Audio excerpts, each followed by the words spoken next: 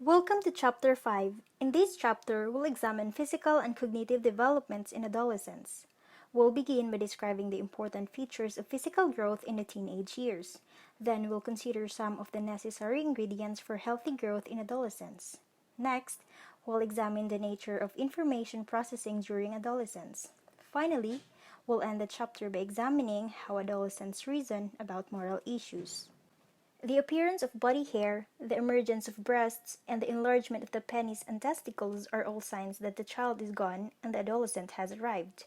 This marks the onset of puberty, where pubertal changes happen. Puberty denotes two general types of physical changes that mark the transition from childhood to young adulthood. The first are bodily changes, including a large increase in height and weight, as well as changes in a body's fat and muscle content. The second concerns sexual maturation, including change in the reproductive organs and the appearance of secondary sexual characteristics, such as facial and body hair, and growth of their breasts. Usually, girls begin their spurt of growth around 2 years before boys. Usually, girls begin the growth spurt at about age 11, hit their peak growth rate at about 12, and at about 15 achieve their mature stature. On the other hand, at age 13, boys begin the growth spurt, hit peak growth at 14, and achieve mature stature at 17. Since girls are often taller and look more mature than boys, this 2-year gap in growth spurt can lead to awkward social interactions. Body parts don't mature at the same rate. Instead, the head, hands, and feet usually begin to grow first, followed by the growth in the arms and legs. The trunk and shoulders are the last to grow. During the growth spurt, bones become longer, which is why adolescents grow taller and denser. Bone growth is accompanied by several other changes that differ for boys and girls.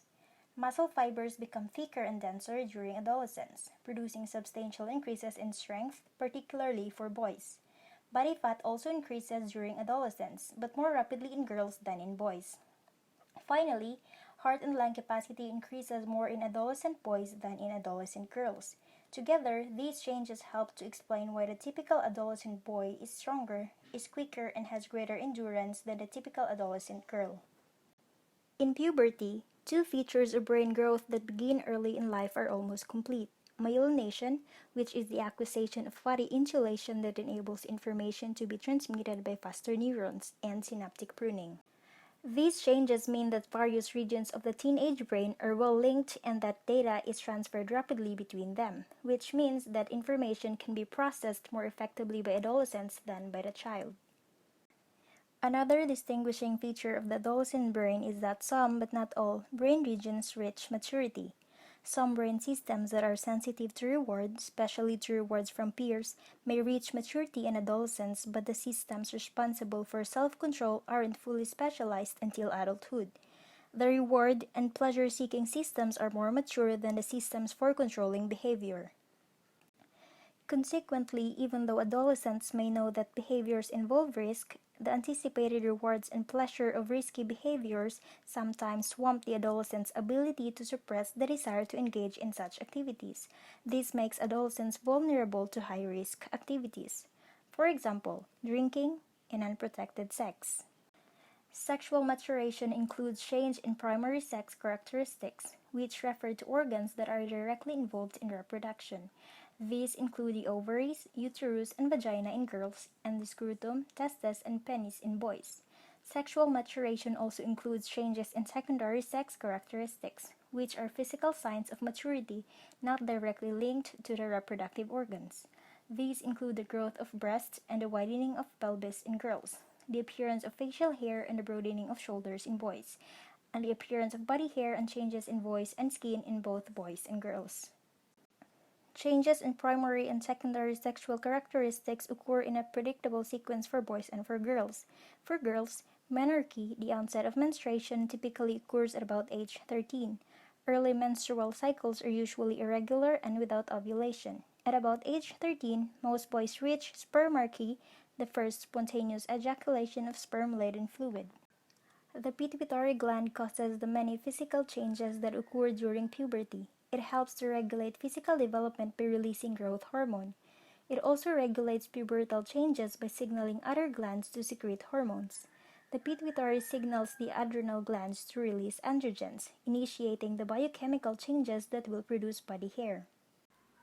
A few years later, in girls, the pituitary signals the ovaries to release estrogen, which causes the breasts to enlarge, the female genitals to mature, and fat to accumulate. In boys, the pituitary signals the testes to release the androgen hormone testosterone, which causes the male genitals to mature and muscle mass to increase. Although estrogen is often described as a female hormone and androgen as a male hormone, estrogen and androgen are present in both boys and girls. The timing of pubertal events is regulated in part by genetics. This is shown by the closer synchrony of pubertal events in identical twins than in fraternal twins. If one identical twin has body hair, the odds are that the other twin will too. Genetic influence also shown by the fact that a mother's age at menarche is related to her daughter's age at menarche. However, these genetic forces are strongly influenced by the environment, particularly in adolescents' nutrition and health. In general, puberty occurs earlier in adolescents who are well nourished and healthy than in adolescents who are not. The social environment also influences the onset of puberty, at least for girls. Menarche occurs at younger ages in girls who experience chronic stress or harsh punishment, or who are depressed. When young girls experience chronic socio-emotional stress, these may release hormones that activate the hormones that trigger menarche. Teenagers are well aware of the changes taking place in their bodies, and some of these changes affect adolescents' psychological development. Adolescents are more concerned about their overall appearance compared with children and adults. Girls are particularly likely among to be unhappy with their looks when appearance is a frequent topic of conversation with friends, leading girls to spend more time comparing their own appearance with that of their peers. Peers have relatively little influence on boys' satisfaction with their looks. Instead, boys are unhappy with their appearance when they expect to have an idealized strong, muscular body but do not. Most girls are moderately pleased at this new sign of maturity but moderately irritated by the inconvenience and messiness of menstruation. Girls usually tell their moms about menarche right away, and after 2 or 3 menstrual periods, they tell their friends too. Menarche is usually a private occasion for adolescents living in industrialized countries, but in traditional cultures, it is often celebrated. For example, the Western Apache, who live in the southwest portion of the United States, traditionally have a spectacular ceremony to celebrate girls' menarche. In contrast to menarche, much less is known about boys' reactions to spermarche. Boys rarely tell parents or friends about this new development. Most boys know about spontaneous ejaculations beforehand, and they get their information by reading, not by asking parents. When boys are prepared for spermarche, they feel more positively about it. Adolescents are often thought to be extraordinarily moody, quickly moving from joy to sadness to reflecting the influx of hormones associated with puberty. In fact, adolescents are more moodier than children or adults, but this is not due primarily to hormones. Teenagers' moodiness reflects frequently changes in their activities and social settings. Teens are more likely to report being in a good mood when hanging out with friends or when recreating. They tend to report being in a bad mood when in adult-regulated settings such as school classrooms or at a part-time job. An early maturing boy might begin puberty at age 11, whereas a late maturing boy might start at 15 or 16. An early maturing girl might start puberty at age 9, a late maturing girl at 14 or 15. For girls, maturing early can be detrimental. Girls who mature early often lack self-confidence, are less popular, are more likely to be depressed and have behavior problems, and are more likely to smoke and drink. Early maturation often leads girls to relationships with older boys, and these girls are ill-prepared to cope with the demands of these relationships. In turn, this can have life-changing consequences on early maturing girls who, while still teenagers, are coerced into sex and becoming mothers. When early maturing girls live in poverty or undergo extreme punishment from parents, these negative effects are more likely, but when early maturing girls have warm, loving parents, they are less likely to endure the harmful consequences of early maturation. For boys too, maturing early can be detrimental. For psychological disorders such as depression, early maturing boys are at risk. They are often more susceptible to substance abuse and sexual activity. Early maturing boys may have issues with their peers who have not yet matured and lead them to spend more time with older boys, exposing them to risky behavior by being physically advanced for their age. The consequences of early maturation, however, for boys are weaker than they are for girls. Adolescence is a time for transition with regard to health. On the one hand, teens are less affected by the minor illnesses that would have kept them home in bed as children. On the other hand, teens are at greater risk for harm because of their unhealthy and risky behaviors. We'll start with nutrition. The physical growth associated with puberty means that the body has special nutritional needs. A typical teenage girl should consume about 2,200 calories per day. A typical boy should consume about 2,700 calories. Teenagers also need calcium for bone growth and iron to make extra hemoglobin.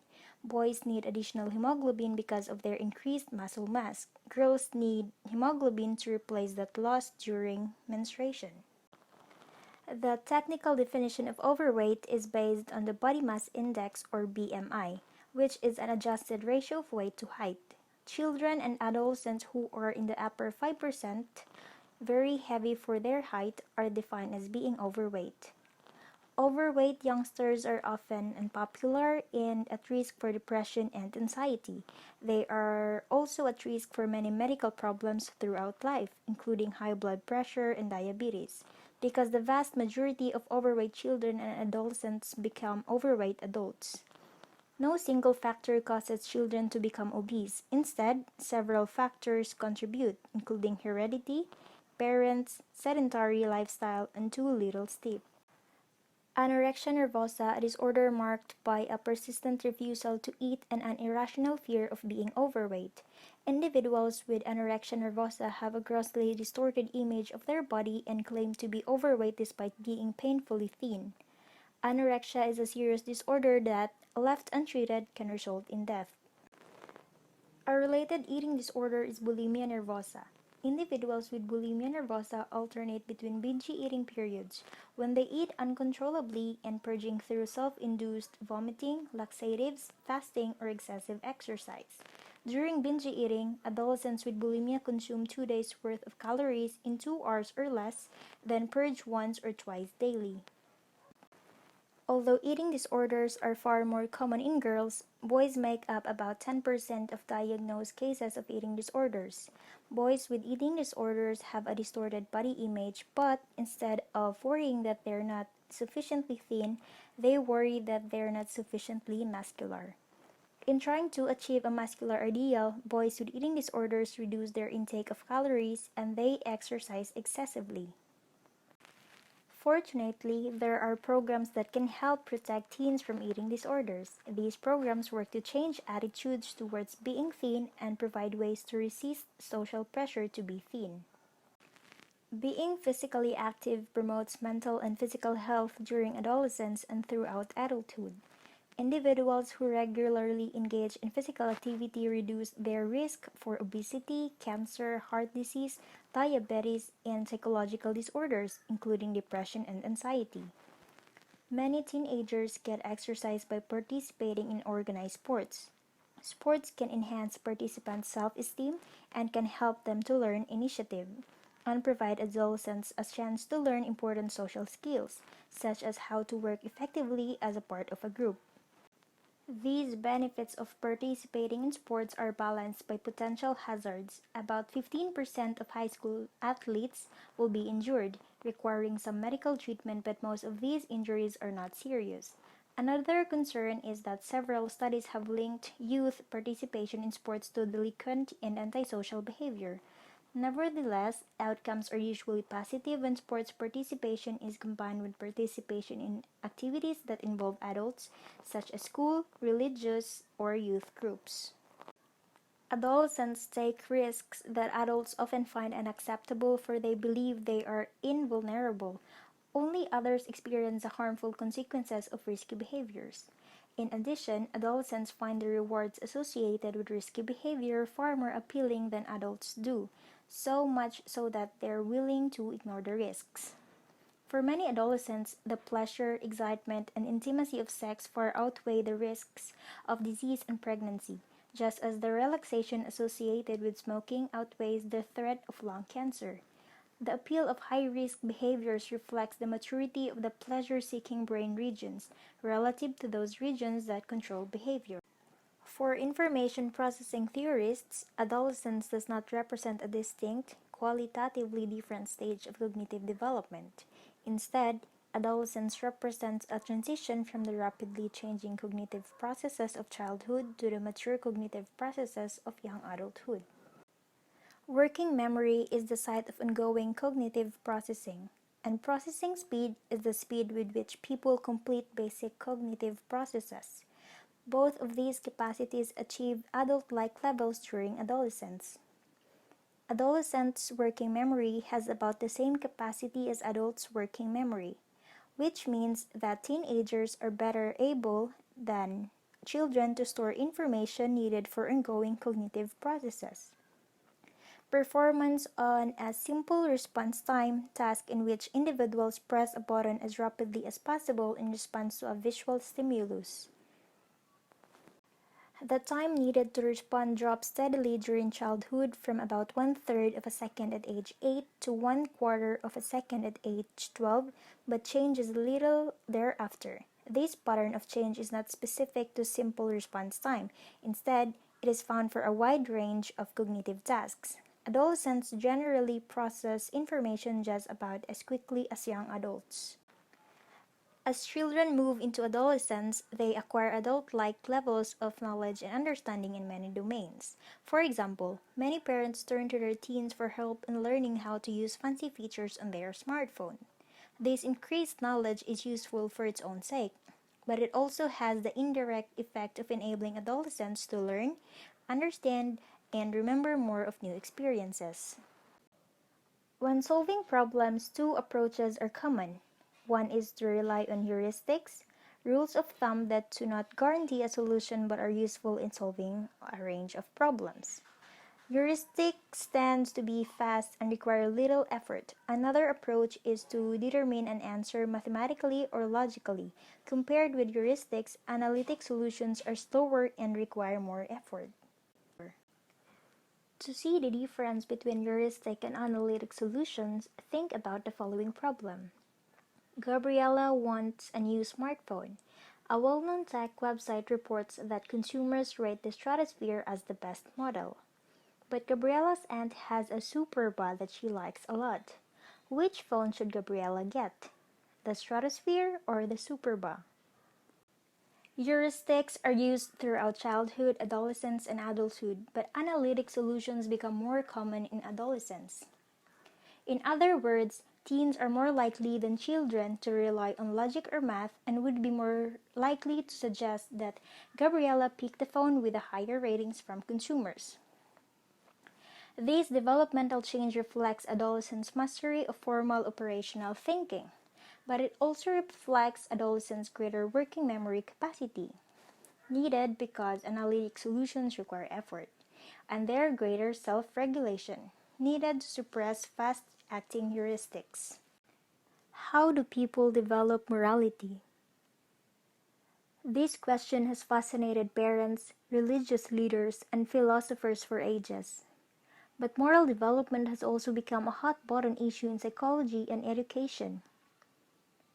Do parental or societal influences play a greater role in moral development? Do all kids develop morality in similar ways? Piaget described a two-stage process of moral development. Kohlberg extended Piaget's theory, proposing that moral development is a continual process that occurs throughout the lifespan. Kohlberg based his theory on a series of moral dilemmas presented to his study subjects. Participants were also interviewed to determine the reasoning behind their judgment of each scenario. One example was Heinz steals the drug. In this scenario, a woman has cancer and her doctors believe only one drug might save her. This drug had been discovered by a local pharmacist, and he was able to make it for $200 per dose and sell it for $2,000 per dose. The woman's husband, Heinz, could only raise $1,000 to buy the drug. He tried to negotiate the pharmacist for a lower price or to be extended credit to pay for it over time, but the pharmacist refused to sell it for any less or to accept partial payments. Rebuffed, Heinz instead broke into the pharmacy and stole the drug to save his wife. Kohlberg asked, "Should a husband have done that?" Kohlberg identified three distinct levels of moral reasoning: pre-conventional, conventional, and post-conventional. Each level has two sub-stages. People can only pass through these levels in the order listed. Each new stage replaces the reasoning typical of the earlier stage. Not everyone achieves all the stages. At the pre-conventional level, most 9-year-olds and younger, some over 9, we don't have a personal code of morality.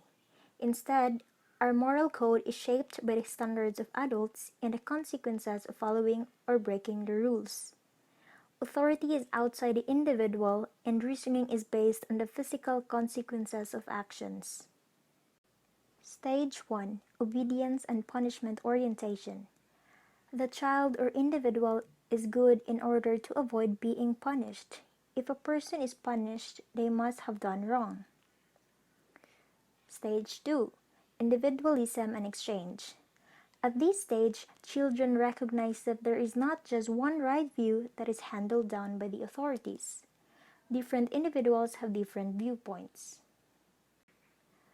At the conventional level, most adolescents and adults, we begin to internalize the moral standards of valued adult role models. Authority is internalized but not questioned, and reasoning is based on the norms of the group to which the person belongs. Stage 3: Good interpersonal relationships. The child or individual is good in order to be seen as being a good person by others. Therefore, answers relate to the approval of others. Stage 4: Maintaining the social order. The child or individual becomes aware of the wider rules of society, so judgments concern obeying the rules in order to uphold the law and avoid guilt. Individual judgment is based on self-chosen principles, and moral reasoning is based on individual rights and justice. According to Kohlberg, this level of moral reasoning is as far as most people get. Only 10 to 15% are capable of the kind of abstract thinking necessary for stage 5 or 6, post-conventional morality. That is to say, most people take their moral views from those around them, and only a minority think through ethical principles for themselves. Stage 5: Social contract and individual rights. The child or individual becomes aware that while rules or laws might exist for the good of the greatest number, there are times when they will work against the interest of particular individuals. The issues are not always clear-cut. For example, in Heinz's dilemma, the protection of life is more important than breaking the law against stealing. Stage 6: Universal Principles. People at this stage have developed their own set of moral guidelines, which may or may not fit the law. The principles apply to everyone. For example, human rights, justice, and equality. The person will be prepared to act to defend these principles even if it means going against the rest of society in the process and having to pay the consequences of disapproval and/or imprisonment. Kohlberg doubted few people reach this stage. Kohlberg's theory is concerned with moral thinking, but there is a big difference between knowing what we ought to do versus our actual actions. Moral reasoning, therefore, may not lead to moral behavior. This is just one of the many criticisms of Kohlberg's theory. Critics have pointed out that Kohlberg's theory of moral development overemphasizes the concept of justice when making moral choices. Factors such as compassion, caring, and other interpersonal feelings may play an important part in moral reasoning. Individualist cultures emphasize personal rights, while collectivist cultures stress the importance of society and community. Eastern collectivist cultures may have different moral outlooks that Kohlberg's theory does not take into account.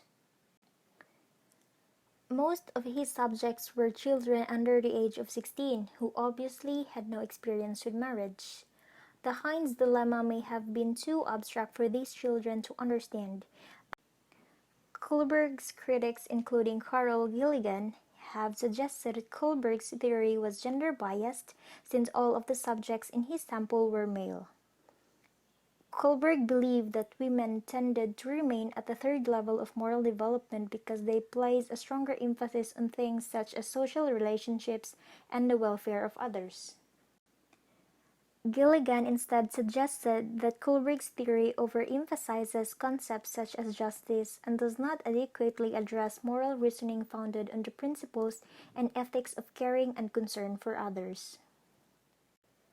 That ends the discussion of the whole chapter. Let's go over the things that have been discussed regarding physical and cognitive development in adolescence. We talked about pubertal changes in the aspect of physical maturation signs, which includes physical growth, brain growth, and sexual maturation. We've known that puberty marks with bodily changes in height and weight as well as sexual maturation. The brain communicates more effectively, and the frontal cortex continues to mature.